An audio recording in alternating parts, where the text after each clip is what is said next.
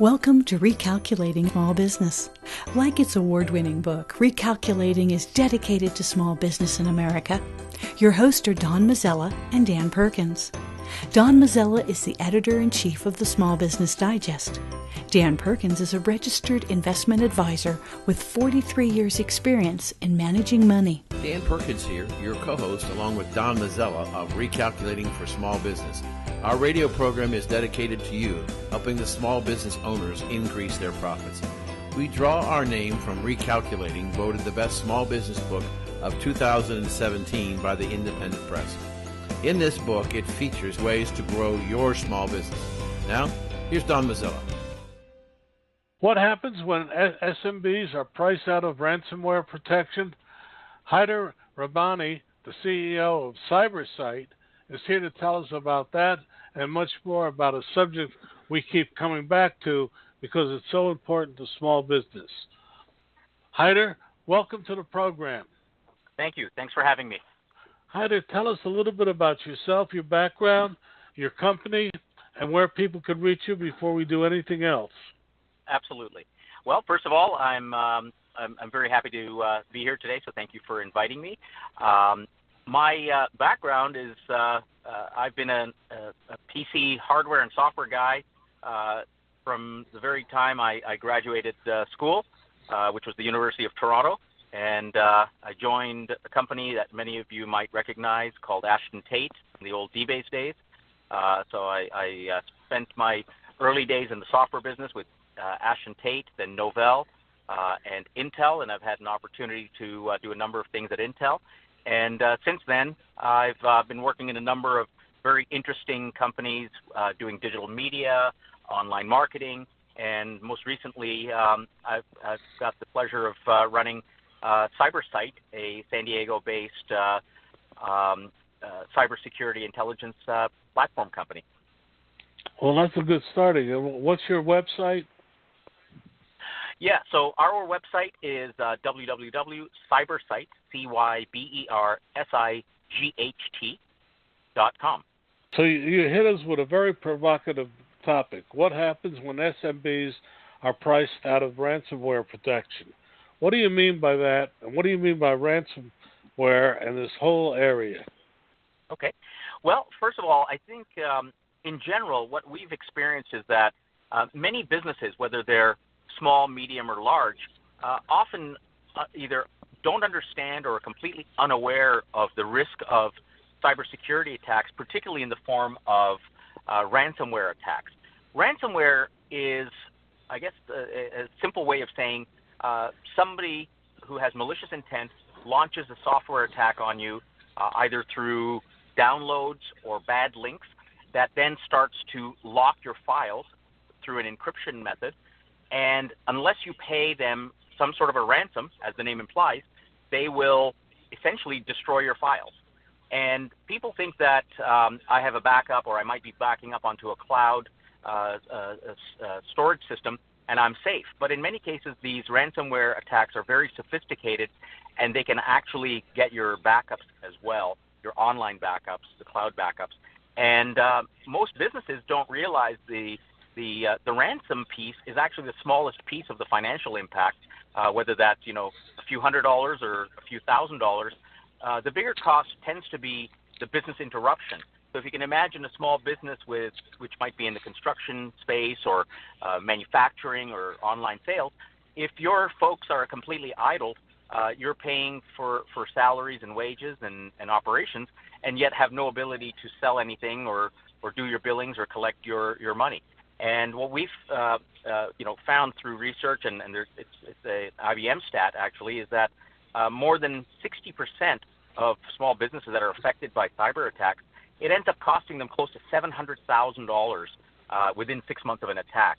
And that can often be a very, very debilitating financial strain on companies that many don't recover from.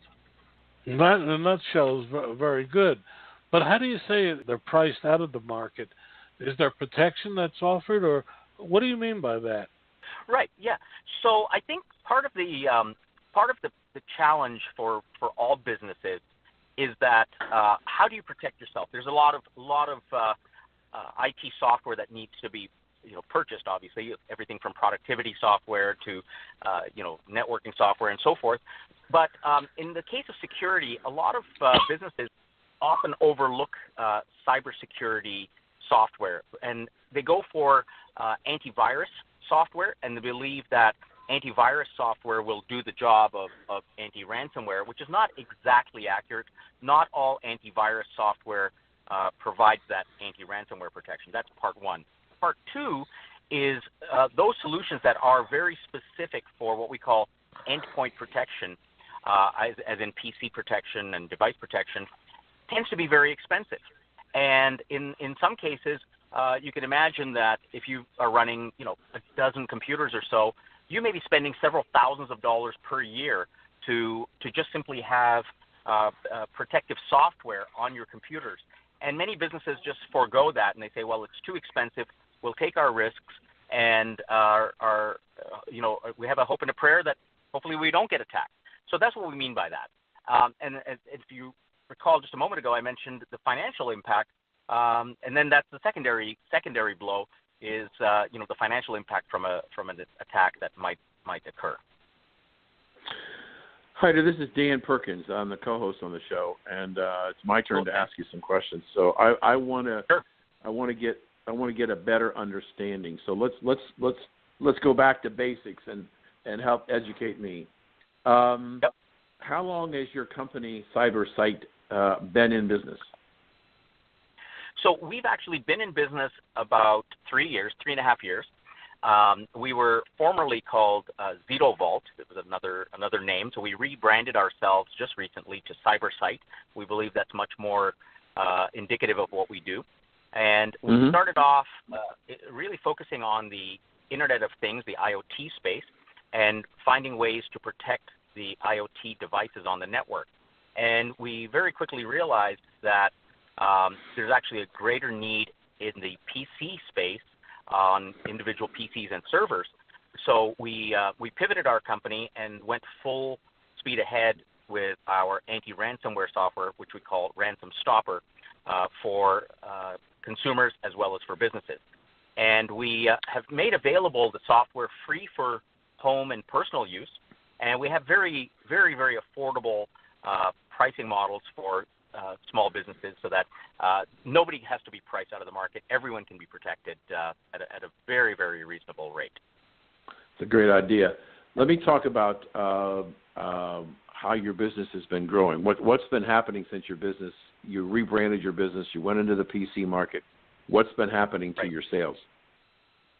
So we have had an overwhelming response, not only from consumers, but also from businesses. Today, I'm happy to report, I can't obviously share specific numbers with you. However, we now have customers globally who have downloaded, installed, and been using our software. We just launched the new version of the software in the last 60 days, and we have people all around the globe using the product, reporting back to us. They're very, very happy with the product and the protection that they're getting. On a business side, we have had a tremendous level of enthusiasm and response, particularly from medium and large businesses.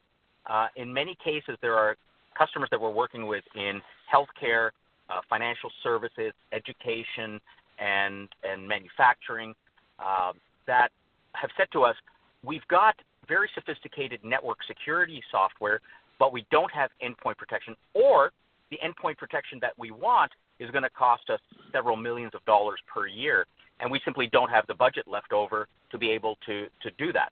And what they really want is to be able to prevent, these nefarious attacks on their networks and on their end users, and they want a very specific, lightweight product that provides that protection at an affordable price. What we're hearing from customers, again, in that category of medium and large particular, is that while there's some fantastic products out there from other companies, they're often far more than they need, and they're just looking for a very specialized set of functions to prevent these bad cyber attacks. So our program is pointed towards small business people. Right. And it sounded like in your a little bit of your discussion with Don is that there's been, my words not yours, there's been some resistance on the part of small business historically on ransomware because the costs have been perhaps prohibitive. But at least as I think I'm hearing you say, that you have been able to offer a great level of protection for a reasonable price. Is that true? Correct. And I don't want to just characterize it as purely a financial function. Often it's misunderstanding. Often there's a perception that on the part of small businesses that I already have my favorite antivirus product, which should be good enough and protect me well enough. And that's also a fallacy. Many antivirus products simply don't have the ability to catch brand new ransomware strains. So the lack of protection is often a combination of things. Sometimes it's financial, sometimes it's awareness. And so what we do is we focus on ransomware that does not require any kind of signatures or patterns or databases, and we have our proprietary technology that is constantly scanning files and processes. So as soon as you start a new process or you download a new file, we immediately scan that and make sure that it's safe to proceed. And if it is perceived to be a risk, we actually will stop that process. We suspend it. We put it into a quarantine or a holding tank, if you will, and the user can then say, yes, this is actually a known good process, or no, it's a bad process, and please continue to block it. So what kind of updates do you have to go through in this ever-changing cyber attack world? Well, that's the beautiful part about what we do. First of all, there are no updates on our side. The user never has to initiate any kind of an update on the detection side. Now, there are, of course, software updates on our operational side, but as far as finding and detecting bad software, you don't need to do any updates. We do, of course, have user-prompted software updates for the overall application, but a user doesn't need to necessarily do that. So that's number one. Number two is that we operate seamlessly, and we focus on pre-attack prevention as opposed to post-attack recovery. And that's probably the single biggest thing that we are differentiated by with respect to our competitors. Many of our competitors say, okay, we can detect an attack as it's happening, but you'll always have some degree of file loss. What we do is we create intentional honeypots and decoys and target files that should never be touched. And if those files are touched, then we know that something bad is happening, and we're happy to sacrifice those decoy files. So real data doesn't get damaged, and in our opinion, even a few files is too many to lose. So that's really our mode of operation. Do you do all of your work online as opposed to a sales force? Well, not absolutely. So we have a combination. We do a tremendous amount of our work online directly from our website. We also work with channel partners and resellers. So, for example, we have a number of reseller partners who service small and medium businesses, and they are actually taking our product and bringing it to a number of small and medium businesses and deploying it for their clients. And then we also have strategic partnerships with a number of different reseller organizations who represent us in the field. So there are different security service providers who are doing things like centralized management and remediation, and their sales teams are also carrying our product and bringing it into the marketplace. But if I heard you correctly, internet is a big part of your business. Absolutely. Absolutely. That way we can reach as many people as possible. And how do you drive people to the internet, to your site? Besides so there's a number of different ways. Well, your program's a great start, obviously. So awareness is certainly one of the key things. So we're doing a number of things. We're actually working with a number of clients on things like security training for those clients who are asking for it. What are good security practices? So we're helping them build their security posture, and we work with their resellers in many cases. The other thing that we do is we're focusing on key vertical segments. As an example, I mentioned earlier, one of our let me give you a handful of vertical segments that we're targeting. The legal industry. And when we say legal, it's not just the attorneys practicing in big firms, but we're actually targeting small, 1 and 2 and 3 attorney firms that are maybe, small practices.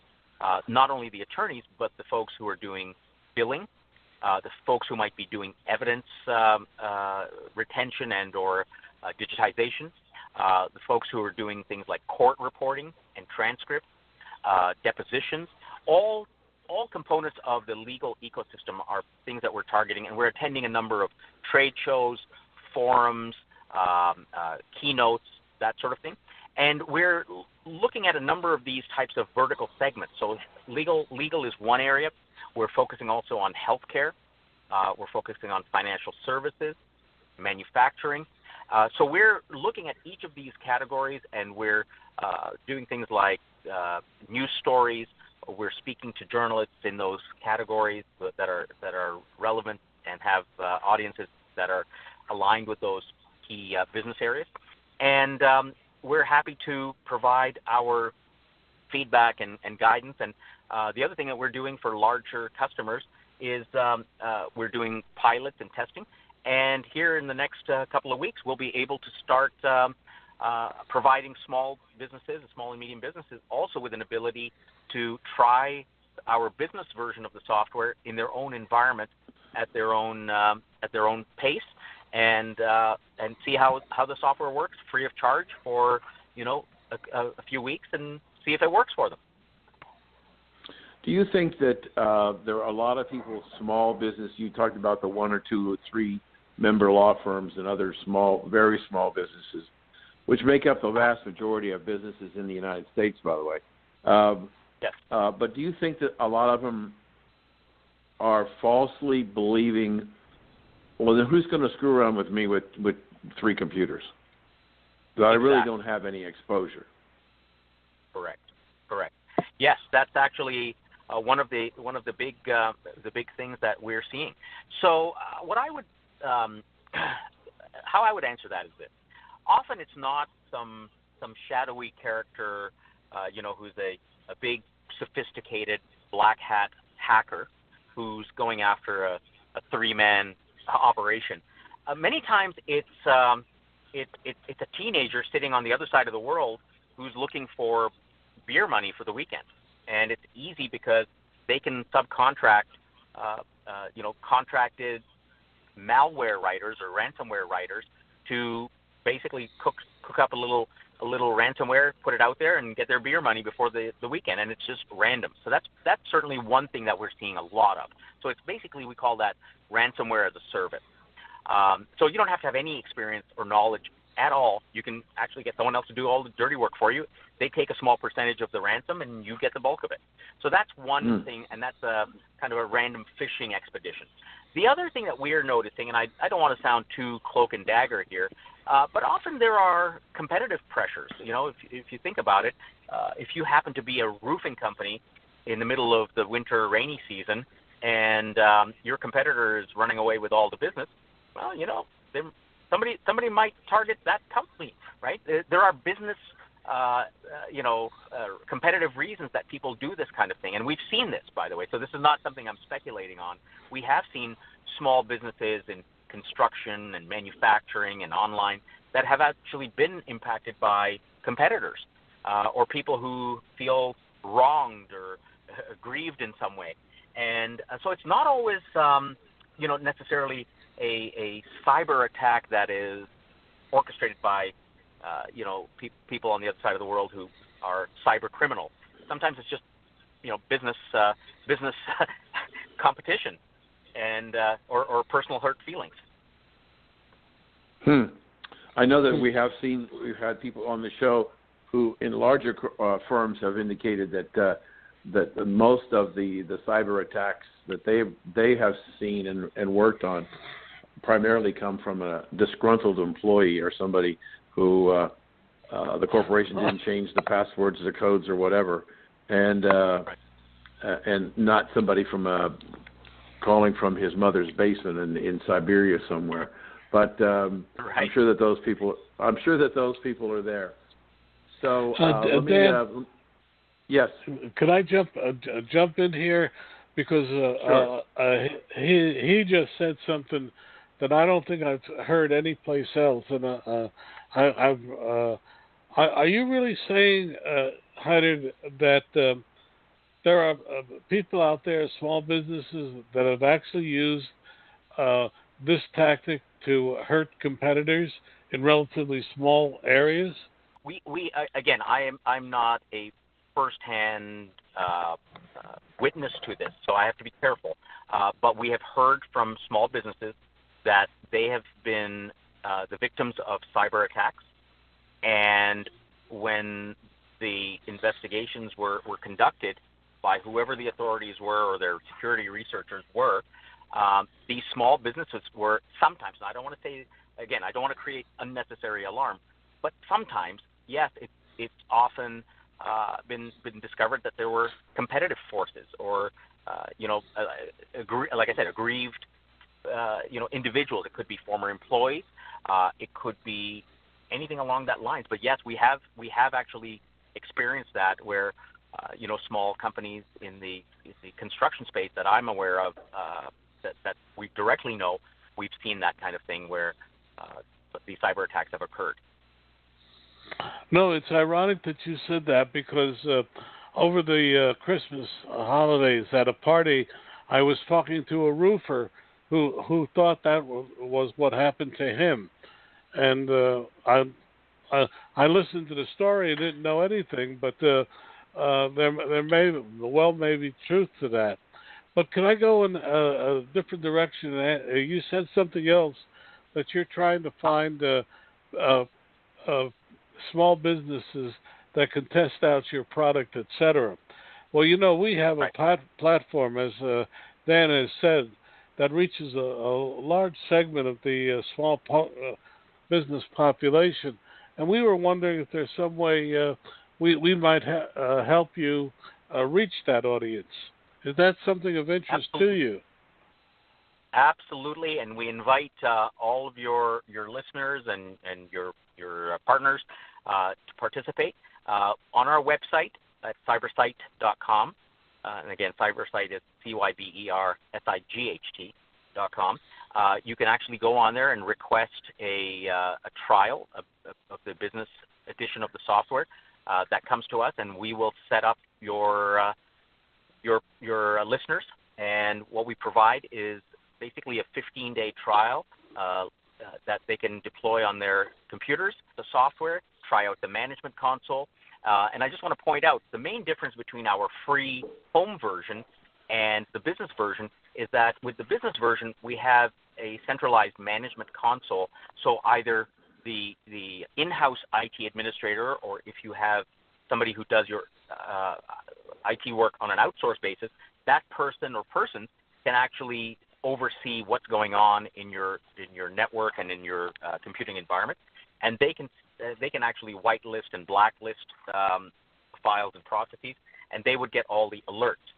In the individual personal version, there is no central management console, so we intentionally designed it that way so that for home use you don't need that. But absolutely, everyone's invited to go to our website, send in your request, and we'll be happy to help you out. Thank you, Dan. Back to you. The one thing we haven't talked about is the magnitude of the problem. Right.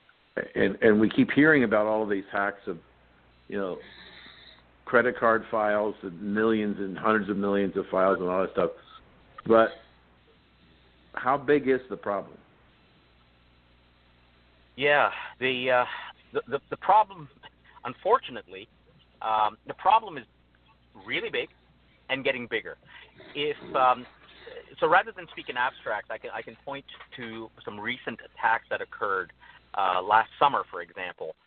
Many people may be familiar with an attack called the WannaCry ransomware attack that happened, I believe it was in the May-June timeframe. And this started over in Europe and very quickly spread across Europe and then over the Atlantic and back into the U.S. In a matter of like 24 to 48 hours, something in the order of 250,000 or more servers and PCs were affected in just literally a day or so. And that was just one ransomware strain. And what we're finding is that these ransomware strains can be modified. You can create a variation of them, and that basically becomes a new ransomware product, and it can be relaunched again and again and again. The level of sophistication is very, very low for people to be able to do this.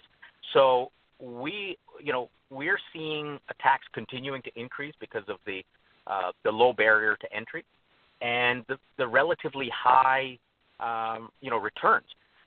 We also have noticed that with the advancement of cryptocurrencies such as Bitcoin and Ethereum and others, the ransom attackers can actually collect their ransom almost anonymously. So there's virtually no way for them to be traced and found. So they could be sitting next door or across the globe on the other side, and it's very, very difficult to find who those individuals are. So there's a degree of obscurity where they're hidden from view, and it's not like somebody who goes in and robs a gas station or robs a bank. There's a physical action there, and you have physical descriptions. In this context, it's an unknown, unseen, unheard perpetrator, and they can inflict a lot of damage. And when you think about it, they don't need a lot of people. If they launch 1,000 attacks and they only get one or two people who fall prey to it, that's pretty good numbers for them. If you're sitting in a bedroom somewhere and not worrying about a cost of doing it or a risk of getting caught, hey, it becomes very, very easy for them to get away with it. The other thing I just do want to point out is sometimes it's not just a lack of anti-ransomware software. Sometimes it's other data practices and security practices. As an example, updating your systems, updating your operating system, making sure that the latest version of your software is downloaded and installed. Those are really, really good, important things that I would encourage all your listeners to do. Is keep your systems up to date. It's an easy process, a relatively easy process, whether you do it yourself or you have your IT administrators do it. It's something that should be done, and that's often the weak point where the cyber attackers look for systems that are running outdated software because those have known vulnerability, and that's where they come in. So let me ask you one last question. Sure. Is the technology, the defensive technology, still lagging behind, or is it gaining any ground on the ransomware technology? Well, since we're in the business of anti-ransomware, we believe that we're making very, very good headway, very strong progress here. And like any technology, like any kind of security, challenge, it's always a cat and mouse game, unfortunately, right? We get more sophisticated and the bad guys get more sophisticated as well. So I think it's a continuing evolving process, and it's a continuous effort. So I think we've made good advances. Like I said, we've shifted from post-attack recovery to one where we really prevent the attack and avoid the problem in the first place. Now, nothing is 100%. The only thing 100% is turning off your computer and unplugging it. That's 100%, but that's not very effective if you want to do business and communicate with the rest of the world, right? So, unfortunately, it's we make progress, and so do they. Yeah. Well, Hyder, thank you so much for your time. I'm going to toss it back to Don. Thank you. We've been talking with Hyder Rabbani, the CEO of CyberSight.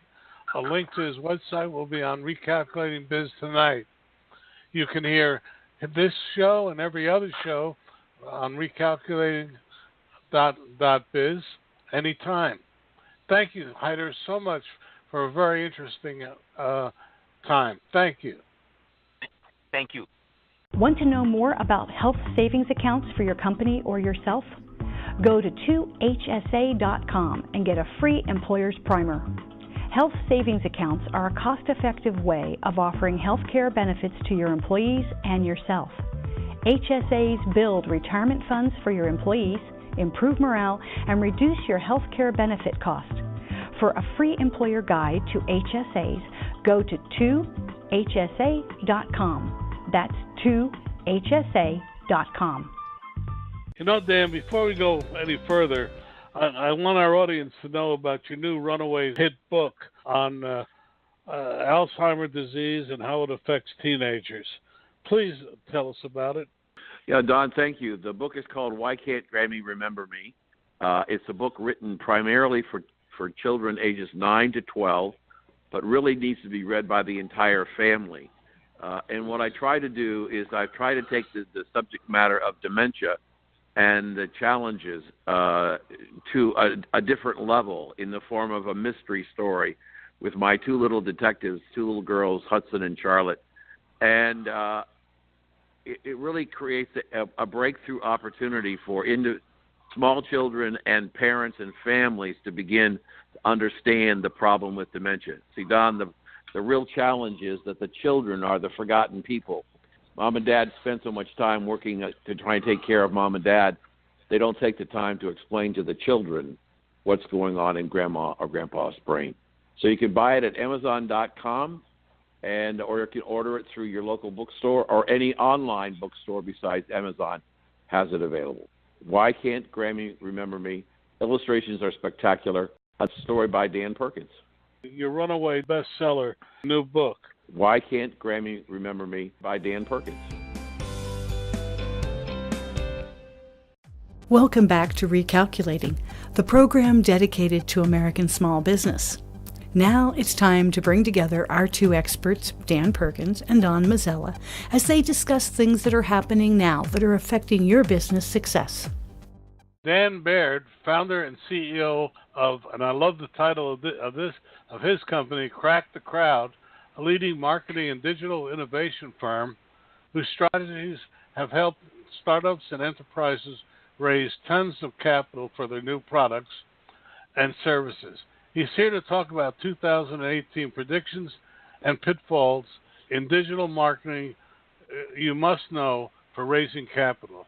Dan, welcome to the program. Thank you for having me. I appreciate it.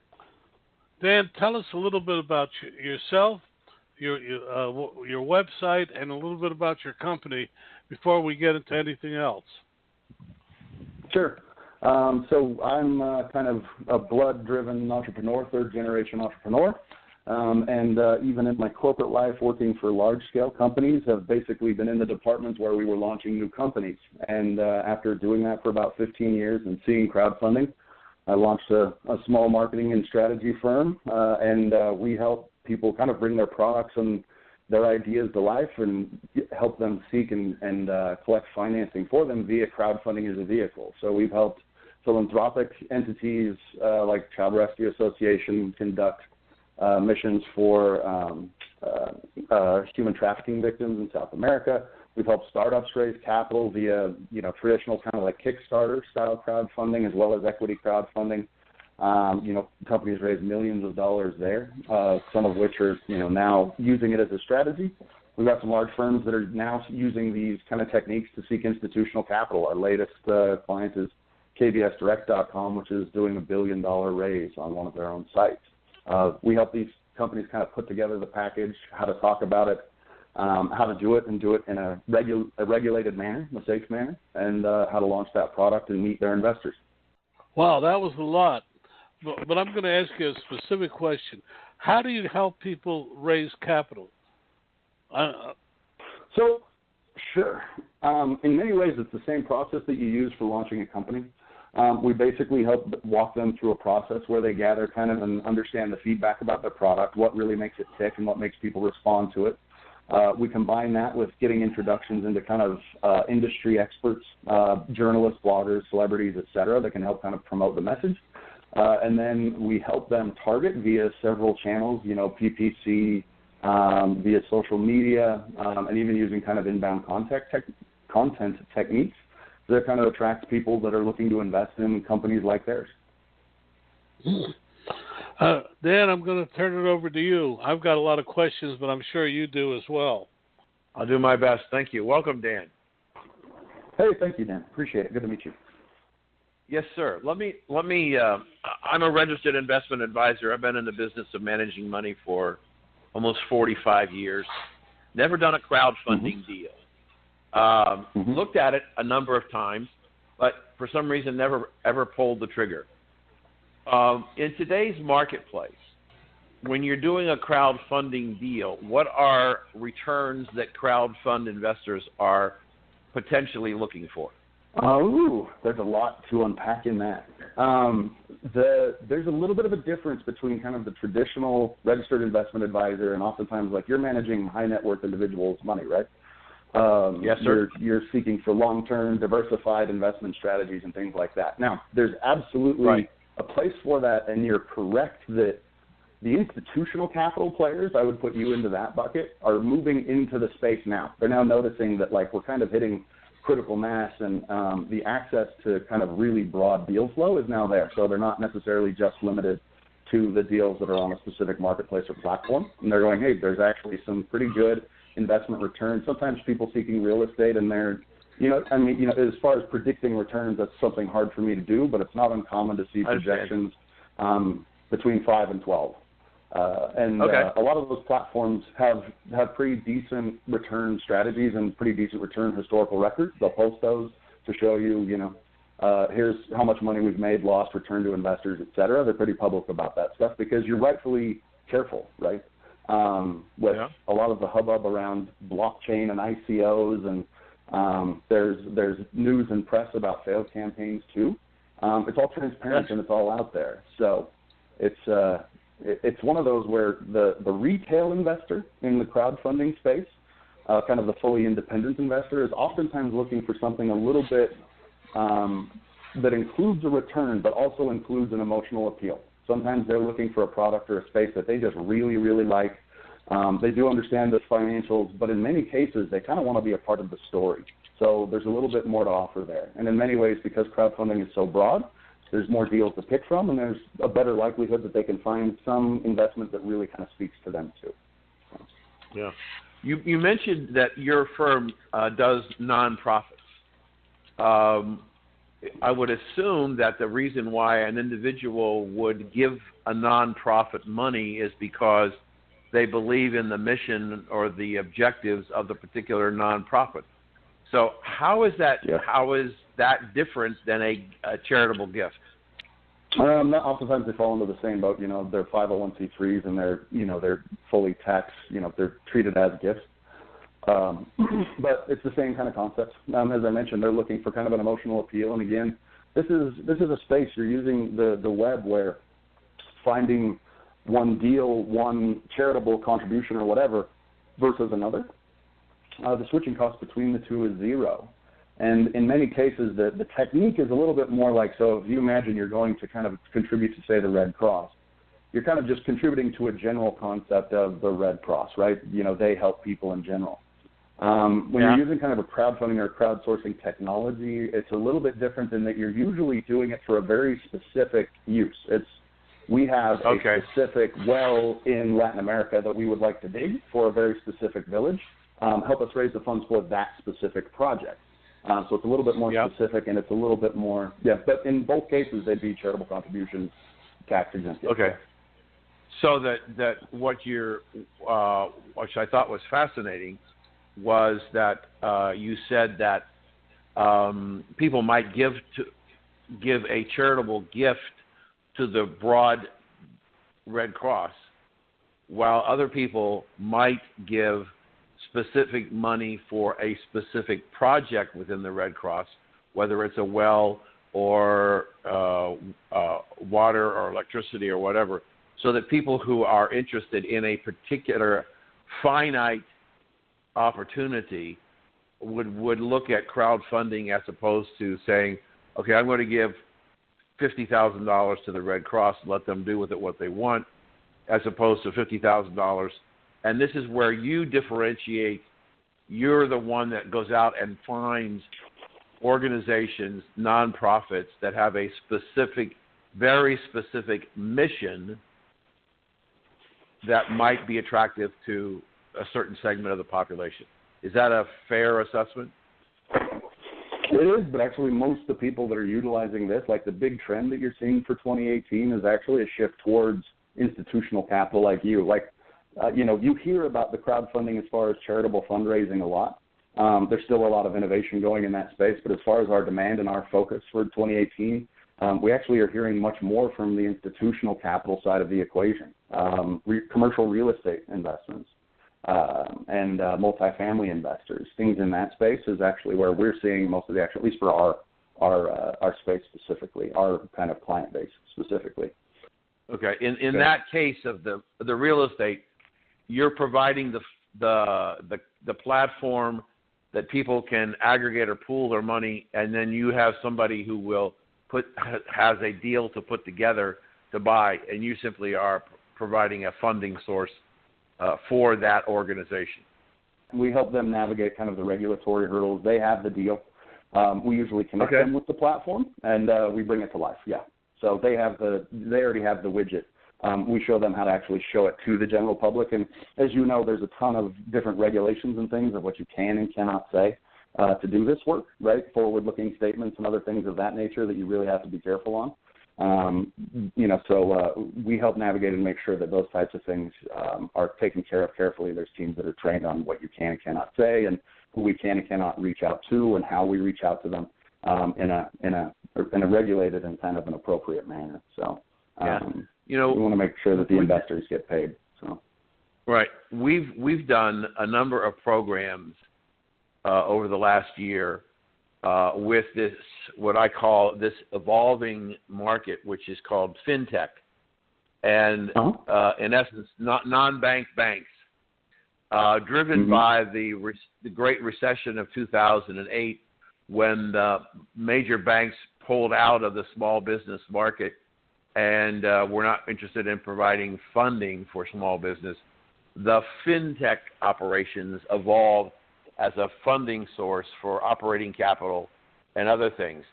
It seems to me that, and this may be the wrong analogy, and you can certainly correct me, is that the explosion of crowdfunding is in response to lots of things, but one of them is that the banking sector became so risk averse, they didn't realize that there were people still out there, even in bad economic times, who had money to put to work and were willing to invest if they could get a reasonable return. Is that a good analogy, or is that a bad analogy? Correct. That's a very big part of it. I mean, I've seen some of the work you guys have done talking about small business loans and stuff, and it's one of those where, regardless of what the return or the approval rates are, the fact is that, I'm recalling this, so I'll have to actually look it up, but I believe that seeking bank financing for small businesses is now the 6th in their decision-making hierarchy in terms of how they're actually planning to secure it. And it's just one of those where, regardless of the approval rates, the reputation is there that it's very hard to secure bank financing. And crowdfunding, as you can tell, kind of spreads the gamut. There's charitable stuff on one end of the spectrum, and then there's the kind of Kickstarter campaigns that you hear about, which are basically, it's on your balance sheet. It's treated like revenue. It's pre-sales essentially. Then there's equity crowdfunding, where you're actually taking small businesses and you're giving them, maybe a few $1,000 from the retail population. And there's the institutional stuff. In that space, they're finding out as this tool evolves that the crowdfunding has a little bit more of a unique impact in that you can build it into a marketing strategy to grow your company, because a lot of the marketing techniques that we use are the same techniques that you use to grow your business anyways. And in some cases, if you secure a raving fan or an equivalent, you've got someone that's going to buy any product that you put out there. They're oftentimes a really good investor. They already understand your product. They know your team, and they're kind of giving you kind of like that 10-year commitment that we think you're doing the right thing, and we think it so much that we think you're going to be around in 10 years, and we want to be a part of that story. And so for that reason, crowdfunding is becoming a little bit more interesting in that you can kind of rely a little bit more on kind of the Warren Buffett method of, invest in the products that you really know, understand, and purchase yourself.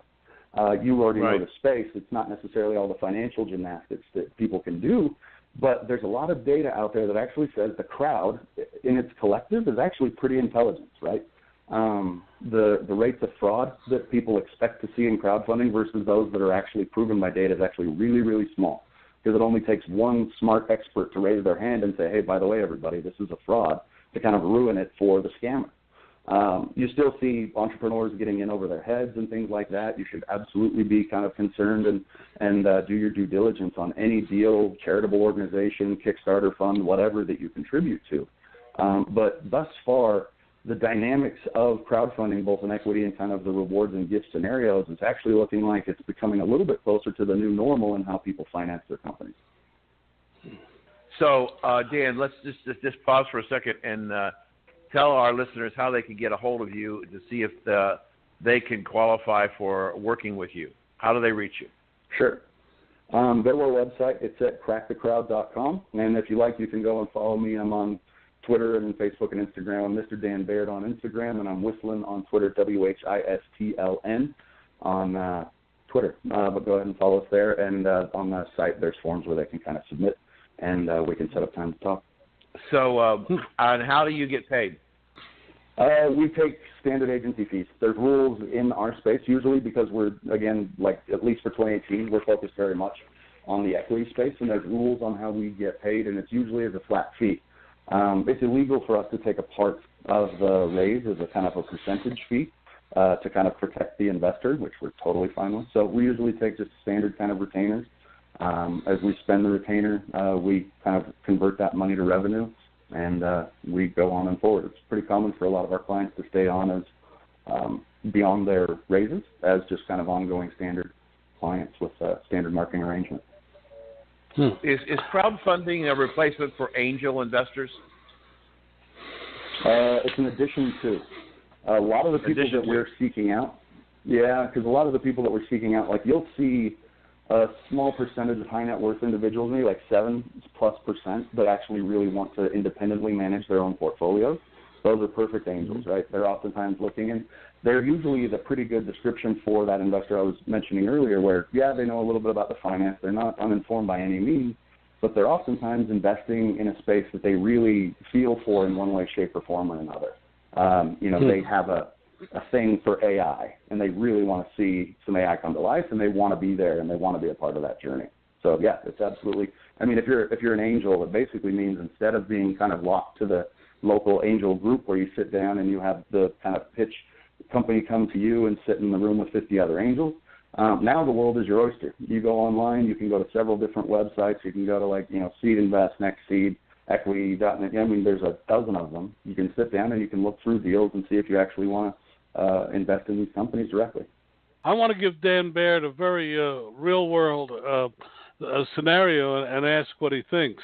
I sit on the board of the National Robotics Education Foundation, and we're dedicated to the inclusion of robotics education within the curriculums of elementary and high school and college courses. And we have been looking about how to raise funding for a national convention of educators on robotics education. Is that something that, I'll put it that, what are some of the ways you would suggest we could raise the funding for such an event? Sure. So I mentioned earlier that on one end of the spectrum, there's crowdfunding that's a little bit more like a gift or pre-sales. Oftentimes, those platforms that you hear about, oftentimes on the news, like Kickstarter or Indiegogo, those are largely presented for specifically a purpose of, hey, we have a specific campaign or a specific project, that we're going to put to the marketplace, and we'd like to see if they're interested. Now, for small businesses or organizations like yours, it's really interesting because it allows you to kind of build the idea, really focus on, is there a there? You know, we'd like to do this convention. Here's who would participate. Here's where it would be. Here's how we plan to pull it off. Those platforms are designed as pre-sales. The person contributing gets no equity in the company whatsoever. They are not guaranteed any return of any kind. That doesn't mean you're off the hook by any means. But it does mean that you can kind of flip the logistics chain and actually figure out if people are willing to contribute and pay for your idea prior to you actually having to pull off that convention. And potentially, in many cases, entrepreneurs will have to seek financing before they really know if anyone wants to buy the product or not. So those platforms allow you to put the idea out there, put a video around it and a couple other things, and see if people buy into it and will contribute anyways. And oftentimes if someone's in a pre-revenue stage with their company or product or idea, that's where I would suggest they go, because they can basically test the market in a really, really efficient way.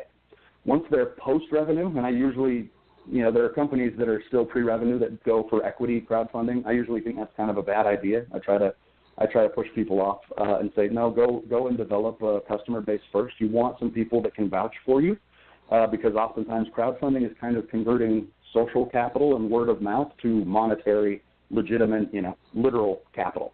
Once you're post-revenue, or if those companies graduate from kind of an incubator or something from your robotics association, I then put them into kind of an angel investment scenario where you're seeking more kind of like seed round funding, and you're looking for something in the 6 or 7 figures. And then you can take it from there. I mean, the beauty of this is that there is a crowdfunding type for your company as it grows. If you're pre-revenue, you can go to the Kickstarter stuff. If you're post-revenue, you can go to the equity crowdfunding platforms and you can actually talk to real investors.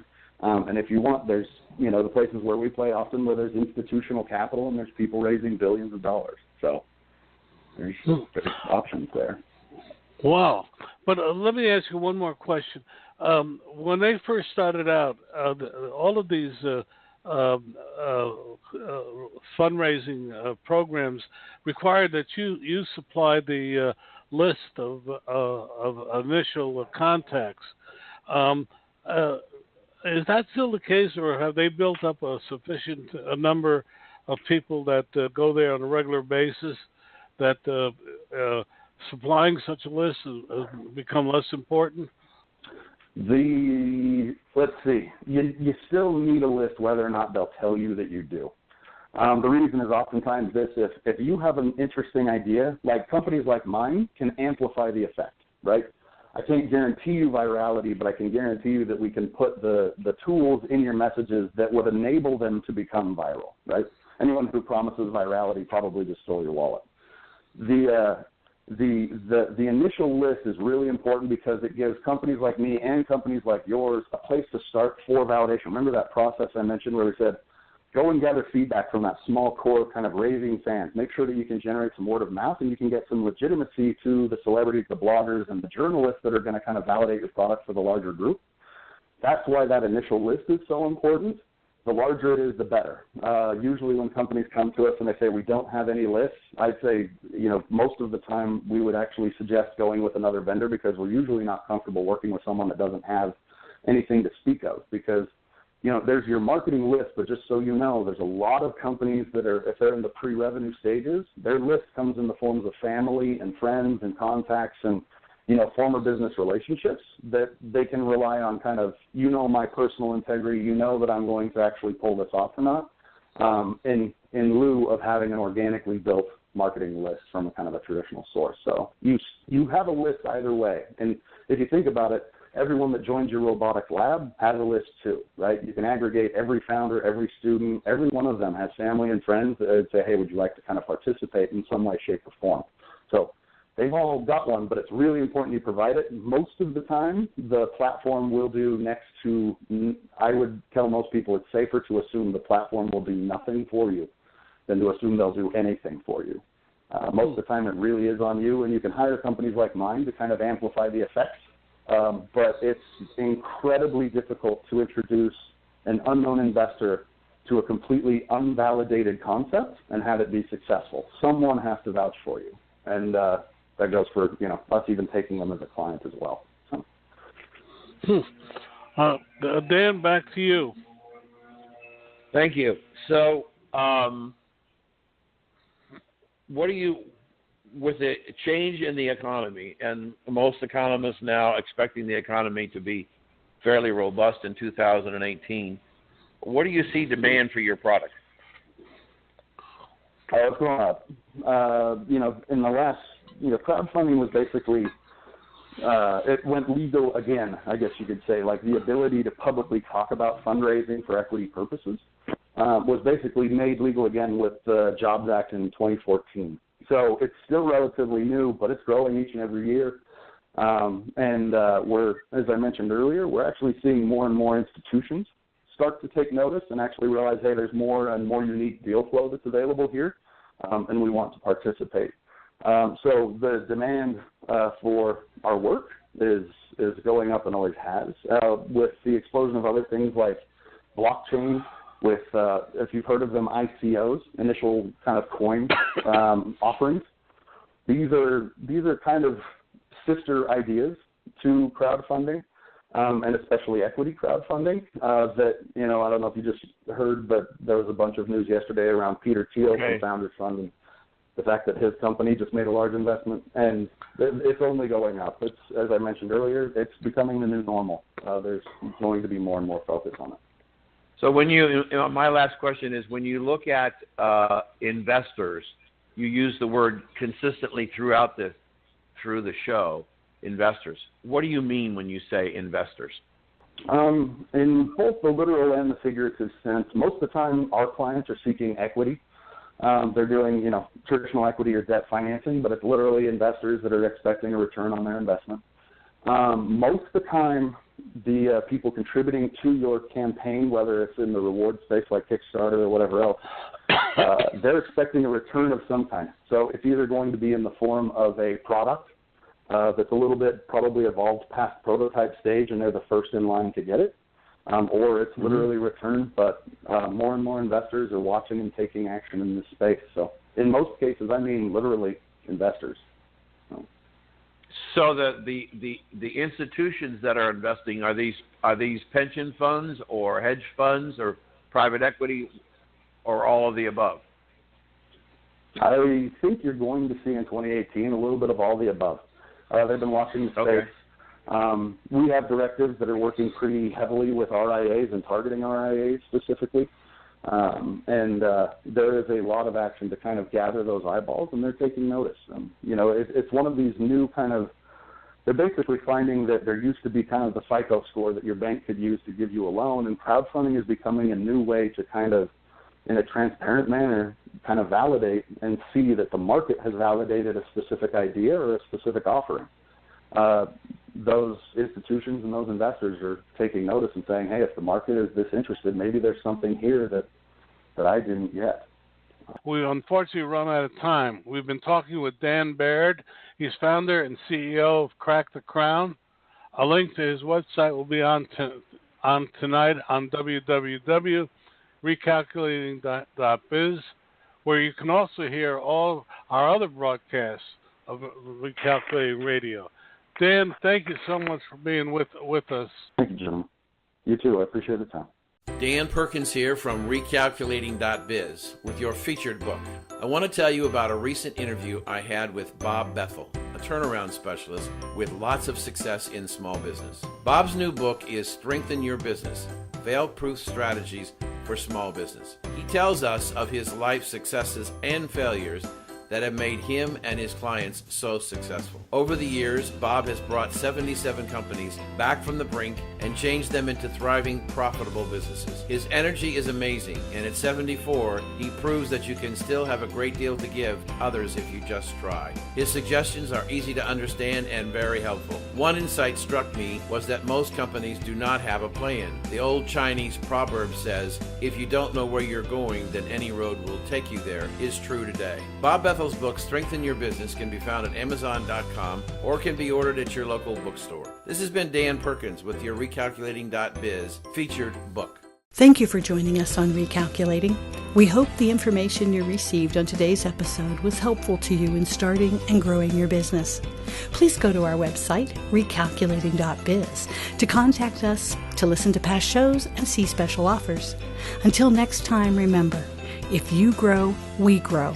Join us next week for more helpful ideas to make your business a great success. Recalculating, a program designed to help you be successful.